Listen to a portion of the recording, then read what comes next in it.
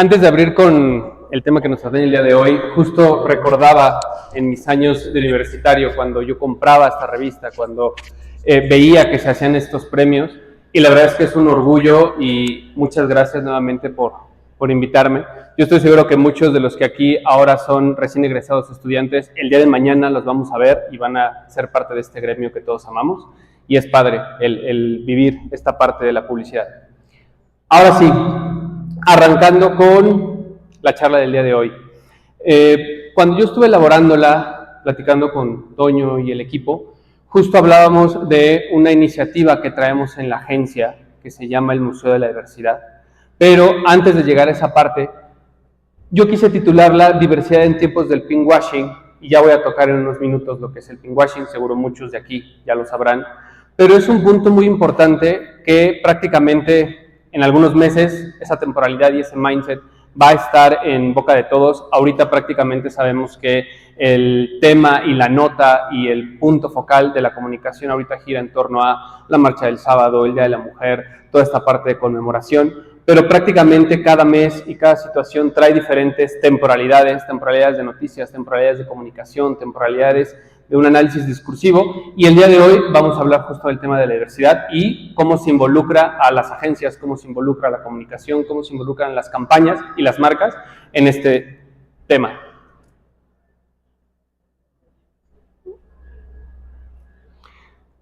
Quise arrancar con esta frase: la diversidad enriquece y la inclusión fortalece. ¿Por qué? Porque es muy importante siempre tener en nuestra brújula y que nuestro norte sea el tema de la inclusión, y no solamente la inclusión en un tema de diversidad sexual, diversidad de género, sino una inclusión desde el punto de vista de las ideas, una inclusión desde el punto de vista de los equipos. Yo siempre le digo a todos en la agencia que todos somos creativos. No quiere decir que porque haya quienes estamos en el área creativa, solo nosotros podemos tener buenas ideas. Prácticamente con el trabajo de equipo entre producción, entre planning, entre comercial, entre el equipo de construcción, todo eso es como se puede hacer, y es una diversidad para que lo vayamos a ver mucho más allá. No es como cuando hablamos de un tema de la innovación, es que la innovación es tecnología, no nada más.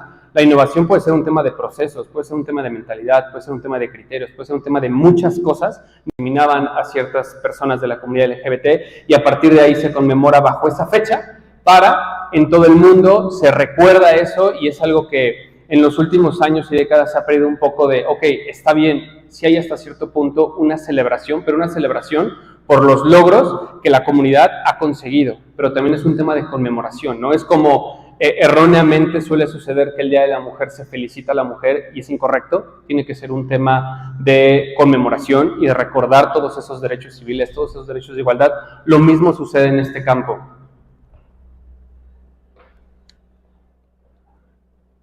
Ahora, algo que normalmente llegamos a percibir en la publicidad es el tema de ese falso compromiso social, ¿no?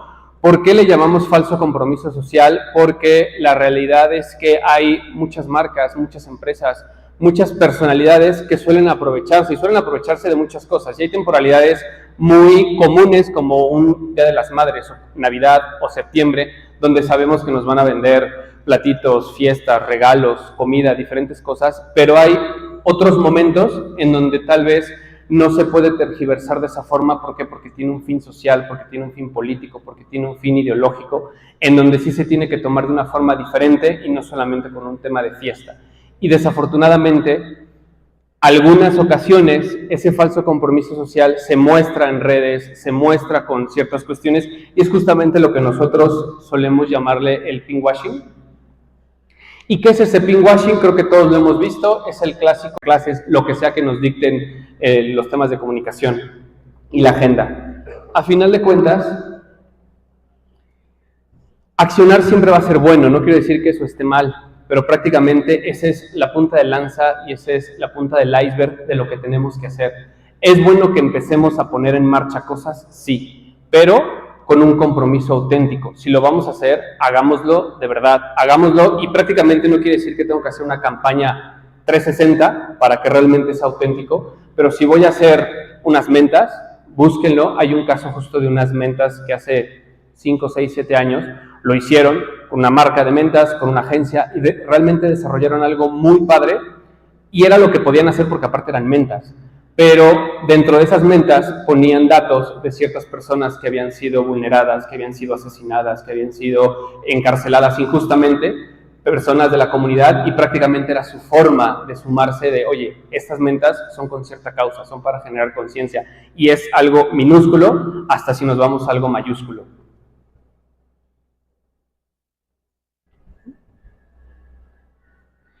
Ahora, la parte del peso de la responsabilidad social.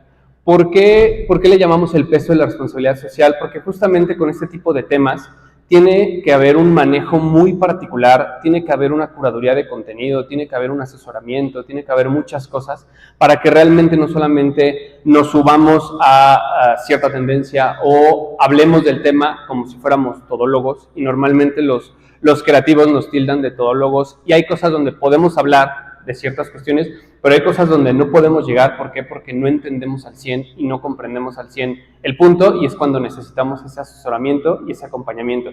¿Por qué? Porque el tema de responsabilidad social, si vamos a subirnos en esta parte a la equidad y diversidad de género, tenemos que saber justo cuáles son las bases, escuchar a personas de la comunidad. Ahorita que les hable del caso que traemos, hemos recibido eso con diferentes fundaciones para conocer sus puntos de vista, entendimientos, situaciones, vulnerabilidades, y todo eso nos ha permitido el enriquecer la conversación y no solamente subirnos a la conversación de una forma tan banal. Ahora, lo importante siempre, porque la realidad es que ahorita yo estoy hablando de un tema hacia la parte del Pride, pero puede ser con un tema de cualquier otra índole, pero siempre lo que yo les recomendaría es mantengan un enfoque correcto. Si es para una iniciativa social, por ahí de repente hay campañas acerca de fundaciones infantiles, fundaciones de orfanatos, asociaciones de cáncer, todo ese tipo de cuestiones sociales, responsabilidad social, y lo importante es hacerlo, número 1, siempre con el respeto debido, número 2, de forma inclusiva, siempre con empatía y con conocimiento de causa, y creando acciones reales y buscando generar conciencia. Evidentemente que la responsabilidad social también busca un llamado a la acción, y es importante porque por medio de donaciones, por medio de acciones, todo ese tipo de cosas es importante, pero lo más importante es generar conciencia, es generar empatía, es tocar fibras, es que realmente ese mensaje tú lo comprendas y tú trates de asimilar lo que vivieron esas personas, lo que están viviendo esas personas, para que tú te puedas sumar dando un clic, dando un like, donando, siendo voluntario, todo ese tipo de cuestiones, o simplemente aprendiendo para que el día de mañana no se sigan repitiendo esos errores que sucedieron por temas de discriminación o accidentes o lo que sea. Este primer caso, para ir calentando ya, acercándonos hacia el museo, me gustó mucho porque también habla de un tema de inclusión. No sé si alguien de aquí lo haya visto, pero en su momento fue muy sonado porque este caso fue en Rusia y lo hizo una agencia rusa, pero en Rusia es ilegal totalmente, ¿no? Es ilegal pertenecer a la comunidad, expresarse sobre la comunidad, con delito para cárcel. Y la realidad es que con el Mundial quisieron atraer a la comunidad internacional hablando de la bandera escondida. ¿Por qué es la bandera escondida? Porque pues prácticamente dijeron, bueno, si nosotros sacamos la bandera en cualquier parte, en el Kremlin, en cualquier parte de Rusia, nos van a meter a la cárcel. 1 mes, 1 año, 10 años, cuanto sea. Pero si salimos con nuestros jerseys de equipos mundialistas, pues nadie nos puede decir nada. Y si vamos guiño, guiño, caminando naturalmente alineados, pues nadie nos puede decir nada. Entonces, cuidaron mucho las formas para que no fueran encarcelados, pero trataron de dar un mensaje, y este mensaje se viralizó. Se viralizó en la industria, se viralizó en un tema social. ¿Por qué? Porque justamente a partir de lo que le llamaban la bandera escondida, estuvieron avanzando en diferentes espacios, y claro que en Rusia tal vez no iba a ser tanto eco, pero lo que quisieron hacer es, en redes sociales, compartir las fotografías, y hablando justamente de lo que ellos estaban padeciendo como comunidad dentro de Rusia, y que se abriera hacia otros espacios, ¿no? Es lo que les digo, que no tienes que hacer el spot de $10 millones del Super Bowl para realmente tener una acción real. Pueden ser acciones reales de esta forma, pero con respeto, con un buen enfoque y con un toque totalmente auténtico. Caso número 2. ¿Por qué quise traer a Doritos independientemente si los hemos probado, si nos gustan, si tienen colorantes o no? Pero la realidad es que esta iniciativa nació hace ya bastantes años en Estados Unidos, en la agencia que maneja Doritos. Creo que en ese momento era Wieden Kennedy o Goodbye Silverstein and Partners, una de esas dos.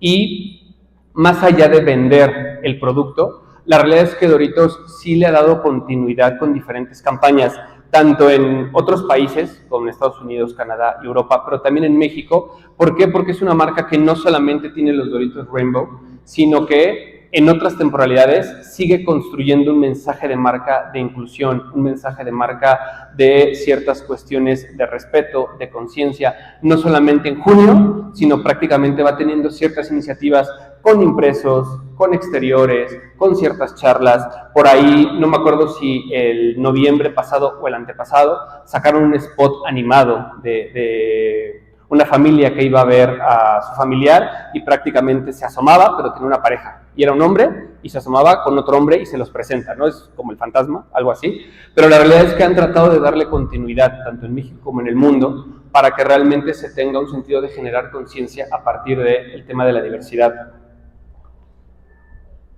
Caso número 2, antes de llegar ya al punto medular de esta charla, es el tema de Levi's. ¿Por qué Levi's?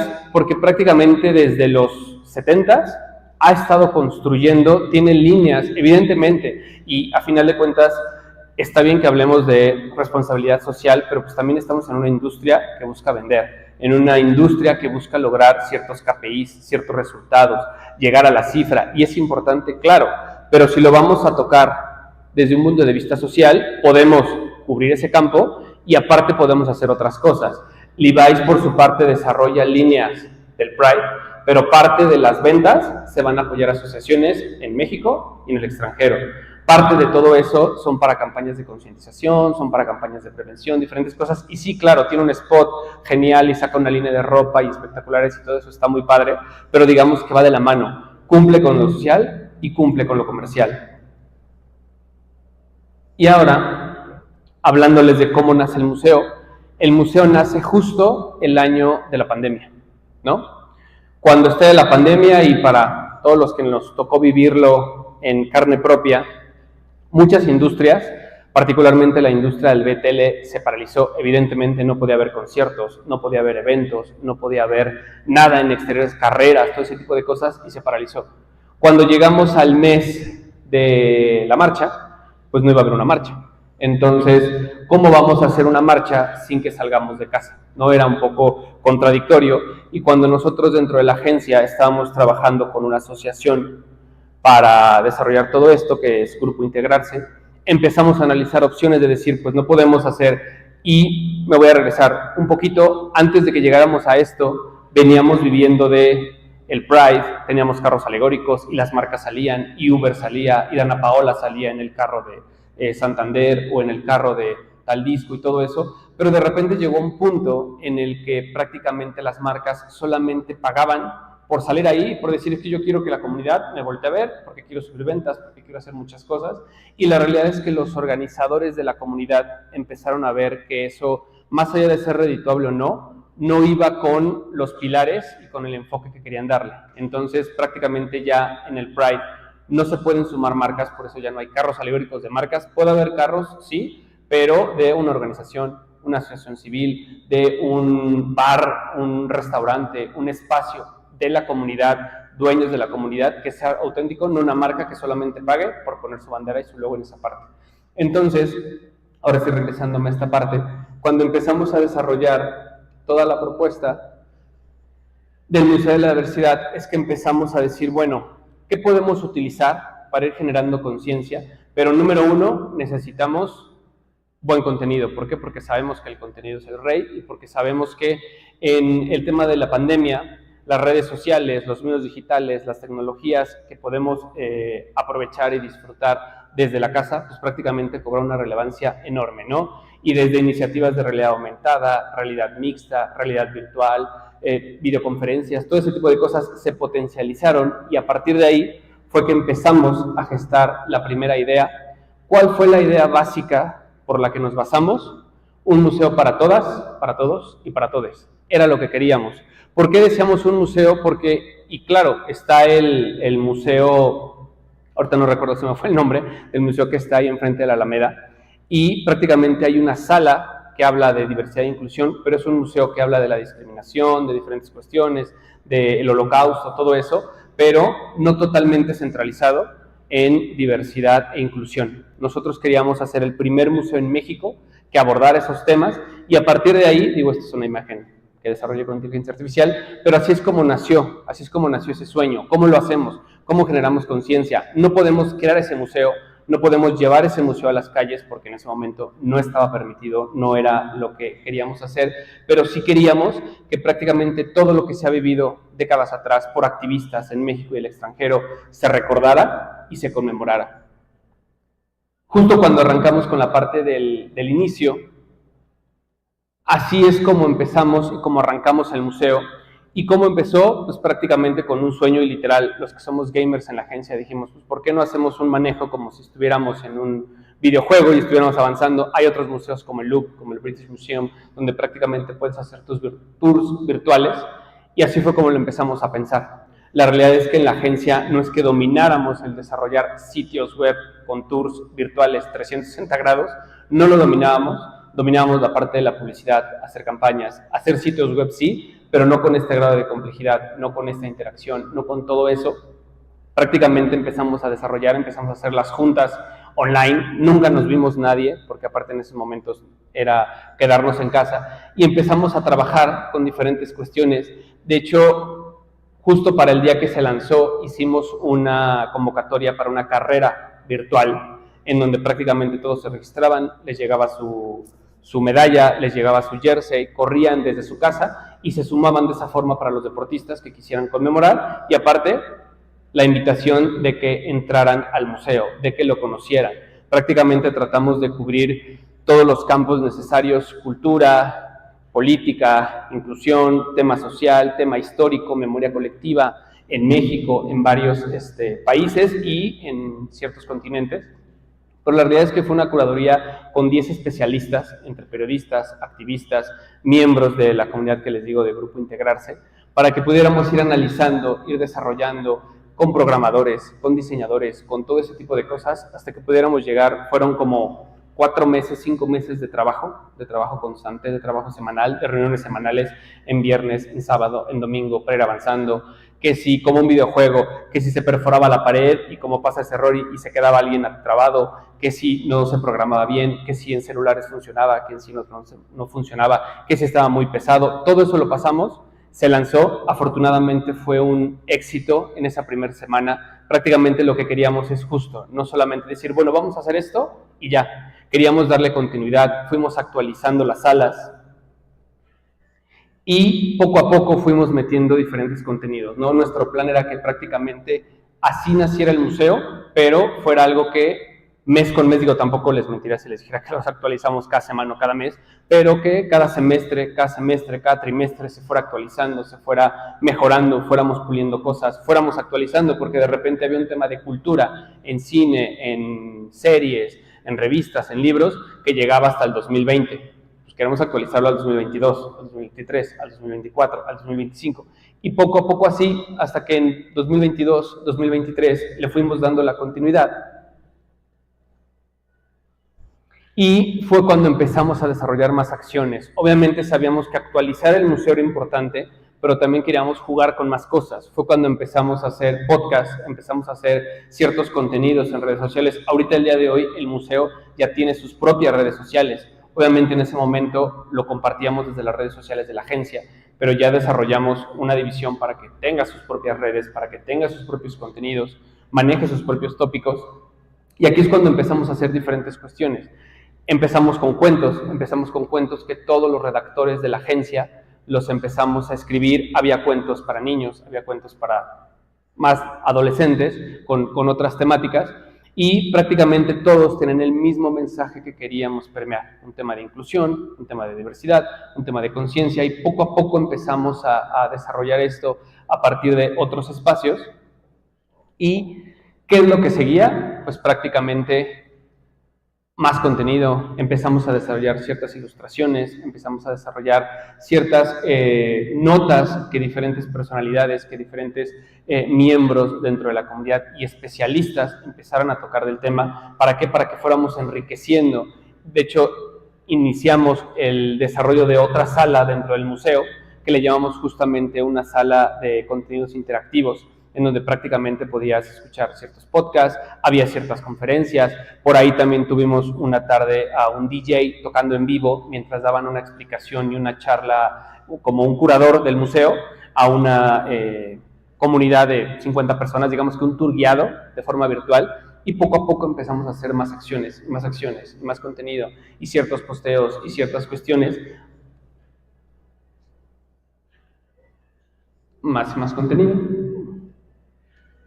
Hasta que dijimos el año pasado que ya hemos ido sembrando ciertas cosas, ya afortunadamente la pandemia quedó atrás. ¿Cómo hacemos que este museo que nació en lo virtual pueda migrar a lo físico?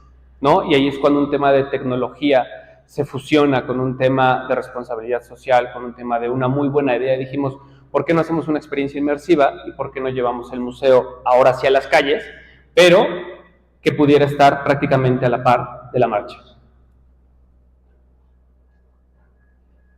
¿Cuál fue el enfoque que nosotros quisimos justamente cuando fuimos actualizando todo esto? Algo que habíamos visto y con los asesores con los que vamos desarrollando todo esto, y era un tema de por qué no tocamos, pero el tema de la comunidad LGBT, pero desde el punto de vista de los adultos mayores, porque normalmente en este tipo de campañas siempre vemos, y están bien hechas, están con esa autenticidad que platicamos, pero normalmente vemos gente joven, gente de 20, 30, 40.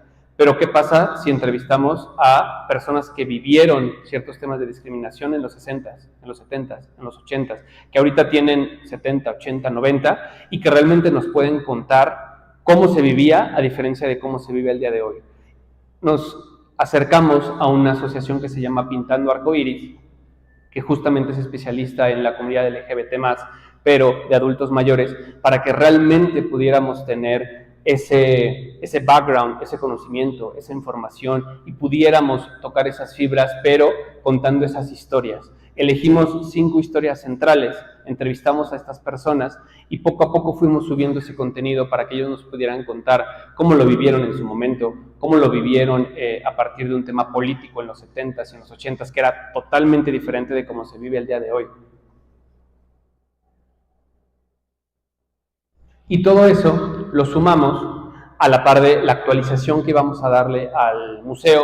Le dimos un refresh completo en cuanto a contenidos, imagen, diseño, todo ese tipo de cuestiones editoriales, pero desarrollamos lo que les decía estuvimos presentes en la marcha, prácticamente tuvimos un espacio en el hemiciclo Juárez, en donde teníamos ciertos tótems para que prácticamente pudieras ver el museo como si fuera la entrada. Te ponías unos lentes Oculus y prácticamente ahí empezabas a caminar en el museo. Obviamente la intención era que todos dejaran de marchar y fueran, sino que estuvieran 1 o 2 minutos, lo conocieran, les entregábamos una tote bag, unas ilustraciones originales del museo y todo eso, y que los invitáramos a que en otro momento escanearan su tote bag con el código QR y siguieran conociendo el museo, siguieran caminando, pero que prácticamente fuera esa primera impresión que los atrapáramos y que se interesaran en no solamente ver el lobby, sino que se metieran a la sala 1, a la sala 2, a la sala 3, a la sala 4, a la sala 5. Y así fue como lo desarrollamos, pero combinando esas experiencias a partir de la tecnología, pero la tecnología desde lo real. Este es el caso.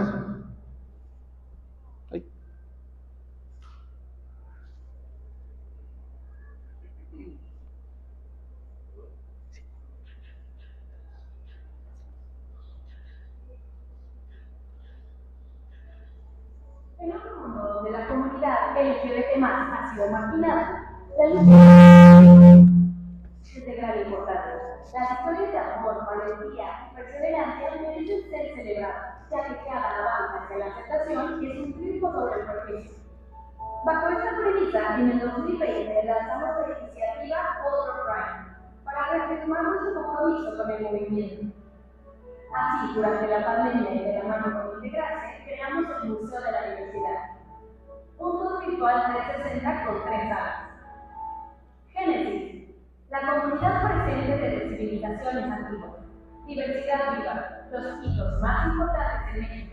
Orgullo y superficie, la representación en los medios de comunicación. Tras el confinamiento, el museo continuó promoviendo el respeto e inclusión a través de su web, museodeladigitidad.org, y la aplicación móvil, para conocer información relevante sobre la lucha. Este año, el museo tuvo un rediseño completo de imagen, actualización de contenidos y lanzamos la cuarta sala Mediaverse, con una biblioteca de audiocuentos, una serie musical y videocápsulas en colaboración con Militando Arcoíris nos muestran 5 historias de adultos mayores LGBT+. Y llevamos la experiencia virtual a espacios físicos con un llamativo stand interactivo que presentamos en eventos como la exposición Plástica Colectiva durante la transición, en la Casa de Cultura Emilio Carballo y en la Marcha del Orgullo en la Ciudad de México, utilizando tecnología de realidad virtual y contenido en redes sociales para realizar el movimiento. Los resultados: 8.400 visitas al museo virtual, multiplicando el tráfico 23 veces durante ese mes. 600 visitantes vivieron la experiencia física a través de lentes de realidad virtual. Más de 2.500 giveaways entregados. Gran difusión mediática, el radio, plataformas digitales, periódicos y revistas. En redes sociales tuvimos un alcance de hasta 580.000 personas, 750.000 impresiones y más de 75.000 visualizaciones. El orgullo se mantiene todo el año. Y con el Museo de la Diversidad seguiremos llevando nuestro mensaje a más personas, conscientes del valor único de la inclusión en la sociedad.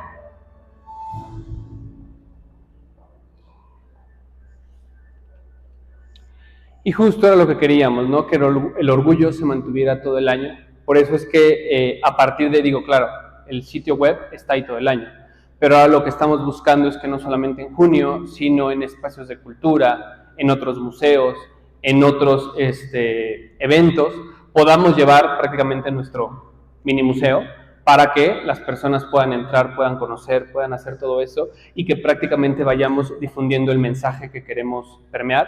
Este es un mensaje sin fines de lucro, no hay ninguna marca involucrada, solamente asociaciones y organizaciones civiles. Y justo lo que queremos, y a partir de esto, es el tema de la tecnología.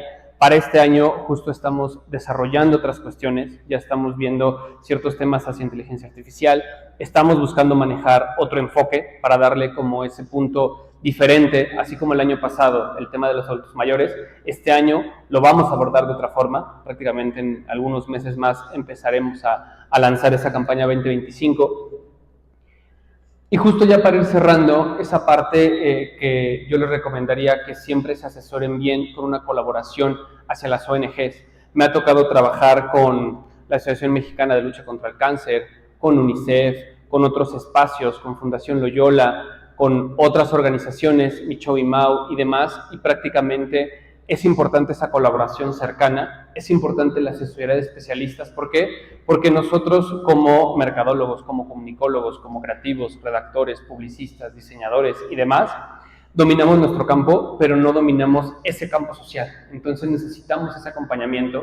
Yo recuerdo cuando hicimos la curaduría de contenido del museo, fueron horas y horas y horas que muchas personas pasamos revisando la información que nos daban y nosotros le dábamos cierto toque editorial, cambiábamos cosas, pero prácticamente lo regresábamos para que nos dijeran sí está bien, como esa dirección de jefe editorial, porque ellos eran los especialistas en el campo. Nosotros somos especialistas en comunicación y publicidad, pero ellos en ese punto en particular. Y la parte que hemos estado diciendo, continuidad al proceso, que no solamente se queden, fue una gran idea, está increíble y pum, se acabó. Ok, ¿lo vas a hacer? Trata de darle, si es un tema de compromiso social, pues comprométanse como agencias, comprométanse como estudiantes, comprométanse como profesionistas a darle cierta continuidad. Algo que manejamos mucho en la agencia es, tenemos este proyecto y tenemos un proyecto también de conciencia animal y son los dos proyectos sociales que manejamos. También nos gustaría hacer muchas más cosas, sabemos que tenemos entregables, tenemos chamba con nuestros clientes, con las marcas que llevamos, pero son los dos campos que dijimos, aquí nos vamos a comprometer y le vamos a dar continuidad año con año. No vamos a estar brincando y brincando y brincando de tema social en tema social. Y como les estaba diciendo, esperen lo que se viene para el 2025. Justo estamos desarrollando ya ahorita, arrancamos en diciembre, porque es un trabajo un poco lento, el ir prompteando, ir hablando de la inteligencia artificial. La realidad es que estamos fusionando diferentes herramientas de video, como Runway, como Sora. En otra charla, justo la que di en ese momento, la que platicó Toño al inicio, platicábamos de estas iniciativas. Recuerdo que cuando yo hablé de Sora, apenas era una fase beta y ni siquiera estaba abierta a público. Hace 2 meses que Sora ya está abierta a público y cualquiera de nosotros puede hacer esas animaciones y esos videos con calidad realista, prácticamente desde nuestra computadora, y cualquiera podemos trabajar con DALL-E, con Sora, con todo lo que nos ofrece ChatGPT, con Eleven Labs para hacer diferentes cuestiones de audio. Entonces todo eso lo estamos buscando traer al museo sin perder el enfoque social, pero sí subirnos a esta tendencia tecnológica. Y por último, los invito a quienes aún no lo conozcan, que nos ayuden escaneándolo y que puedan visitar nuestro museo. Los esperamos con los brazos abiertos y por mi parte sería todo.